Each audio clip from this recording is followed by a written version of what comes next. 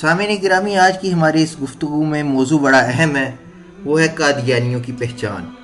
اور کئی مرتبہ اس سے متعلق سوالات بھی کیے جاتے ہیں کہ ہم اپنی سوسائٹی میں، آفس میں، اپنی کمپنی میں، اپنی گیدرنگ میں کیسے جج کر سکتے ہیں کہ کون سا بندہ قادیانی ہے، تاکہ اس سے دور رہ کر اپنا بھی ایمان بچایا جا سکے اور دوسرے ساتھیوں کو بھی آگاہ کیا جائے۔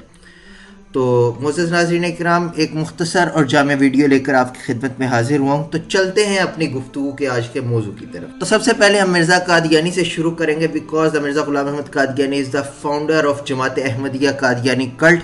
تو معزز ناظرین کرام، ویڈیو میں آپ کو ایک ٹیڑھی گردن والا ایک بندہ نظر آ رہا ہے۔ یہ کوئی ایلین نہیں بلکہ یہ بندہ ہے جو قادیانیوں کا نبی ہے۔ یہ بندہ انڈیا کے ایک ضلع گرداسپور کے گاؤں قادیان میں پیدا ہوا۔ دین اسلام کو نقصان پہنچانے کے لیے اس شخص نے نبوت کا جھوٹا دعویٰ کیا۔ اسی بندے نے قادیانی جماعت کی بنیاد رکھی۔ اس کا نام مرزا غلام قادیانی ہے۔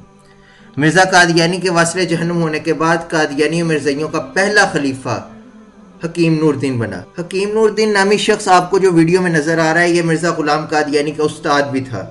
جب حکیم نور الدین واصل جہنم ہوا تو مرزائیوں کا دوسرا خلیفہ مرزا قادیانی کا بیٹا مرزا بشیر الدین محمود بنا۔ ویڈیو میں نظر آنے والا شخص مرزا قادیانی کا بیٹا اور قادیانیوں کا دوسرا خلیفہ مرزا بشیر الدین محمود ہے، جو اپنی بیٹی کے ساتھ زنا کرتا ہوا بھی پکڑا گیا تھا۔ اس ویڈیو میں ہم زیادہ ڈیٹیل سے نہیں جائیں گے۔ اگر مزید تفصیلات آپ نے جاننی ہو تو ہمارا YouTube channel end of prophethood حاضر ہے، اسے آپ وزٹ کر لیں۔ تمام ویڈیوز بمہ حوالہ جات موجود ہیں۔ تو سامعین گرامی، جب مرزائیوں کا دوسرا خلیفہ واصل جہنم ہوا تو پھر ان کا تیسرا خلیفہ مرزا ناصر بنا۔ جی سامعین گرامی، یہ ویڈیو میں نظر آنے والا شخص وہی قادیانی خلیفہ ہے جسے پاکستان کی پارلیمنٹ میں بلایا گیا اور مرزا ناصر اپنی اور اپنی جماعت قادیانی جماعت کی حمایت کرتے ہوئے مسلم سکالرز کے سامنے لاجواب رہا، جس کی بنیاد پر پاکستان کی پارلیمنٹ نے قادیانیوں کو سرکاری سطح پر غیر مسلم کافر ڈکلیئر کر دیا۔ پاکستانی پارلیمنٹ سے ناکامی اور شرمندگی کا گراں قدر بوجھ اٹھائے یہ خلیفہ انگلینڈ فرار ہو گیا اور عیسائیوں کی گود میں جا کر پناہ لے لی۔ مرزا ناصر کی وفات کے بعد مرزائیوں کا چوتھا خلیفہ مرزا طاہر بنا اور مرزا طاہر کے واصل جہنم ہونے کے بعد قادیانیوں کا پانچواں خلیفہ موجودہ خلیفہ مرزا مسرور بنا، جو ابھی تک زندہ ہے اور جس کا وجود پوری قادیانی جماعت کے لیے باعث ننگو آر ہے۔ سکرین پر نظر آنے والا قادیانیوں کا پانچواں خلیفہ مرزا مسرور بھی اپنے اجداد امجد کے نقش قدم پر چلتے ہوئے لندن میں عیسائیوں کے تلوے چاٹ رہا ہے۔ یہ تو تھے قادیانی رائل فیملی کے چند جراثیم جو قادیانیوں کے چندوں پر پلتے ہیں۔ اب ہم بات کریں گے قادیانی مردوں کی کیا علامات ہیں۔ تو سامعین گرامی، سکرین پر نظر آنے والے یہ اشخاص قادیانیوں کے مذہبی سکالرز یعنی قادیانی مربی ہیں۔ ان کی خاص علامت ان کے سر پر ایک خاص قسم کی جنا کیپ یا اسی قسم کی ملائشین کیپ ہوتی ہے۔ اس خاص قسم کی ٹوپی کے ساتھ ساتھ قادیانی مردوں کی ایک خاص علامت یہ فرینچ ٹائپ داڑھی بھی ہے۔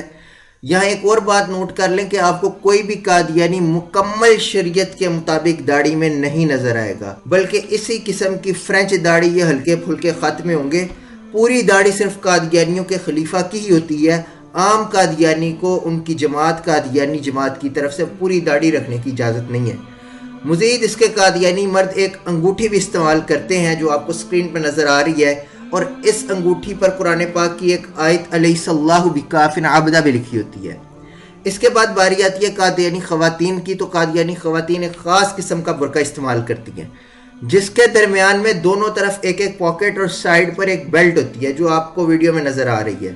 مزید یہ کہ قادیانی خواتین نقاب کرنے میں مسلمان خواتین سے کچھ مختلف ہیں۔ قادیانی عورتوں کا نقاب کچھ اس طرح ناک سے نیچے ہوتا ہے اور یہ بھی قادیانی خواتین کی خاص علامت ہے۔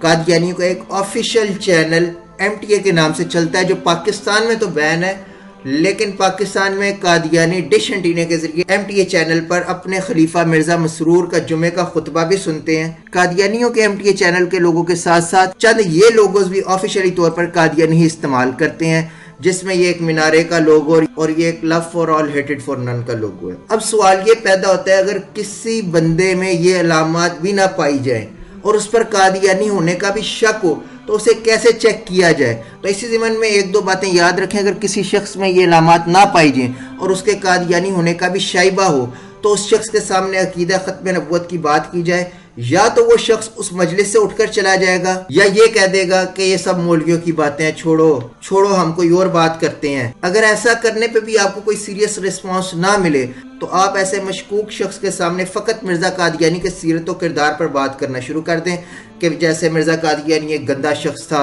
اس نے آقا علیہ الصلوۃ والسلام کی شان میں گستاخیاں کی، آقا علیہ الصلوۃ والسلام کی مسند ختم نبوت پر ڈاکہ زنی کرنے کی ناپاک جسارت کی، مرزا قادیانی شرابیں پیتا تھا، مرزا قادیانی تھیٹر دیکھتا تھا، مرزا قادیانی خلوت میں غیر محرم عورتوں کے ساتھ رہتا تھا، وغیرہ وغیرہ. اس طرح کی آپ باتیں کریں تو پھر بس آپ کے اتنے کہنے کی دیر ہوگی، وہ بندہ خود ہی کھل کر آپ کے سامنے آ جائے گا، یا تو وہ کلیئر طور پر مرزا قادیانی کا دفاع کرے گا یا ڈھکے چھپے الفاظ میں مرزا قادیانی کا دفاع کرنا شروع کر دے گا. جب یہ کنڈیشن بنے تو آپ کو پتہ چل جانا چاہیے کہ یہ ہمارا جو مخاطب ہے یہ قادیانی ہے. تو یہ تھے چند ٹرکس قادیانی مرزائیوں کو جاننے اور پہچاننے کے. امید ہے کہ آپ کو آج کی ہماری اس ویڈیو سے فائدہ ہوا ہوگا. تو اپنی قیمتی رائے سے کمنٹ سیکشن میں فیڈ بیک لازمی دیجیے گا، اور اگلی ویڈیو تک اللہ حافظ.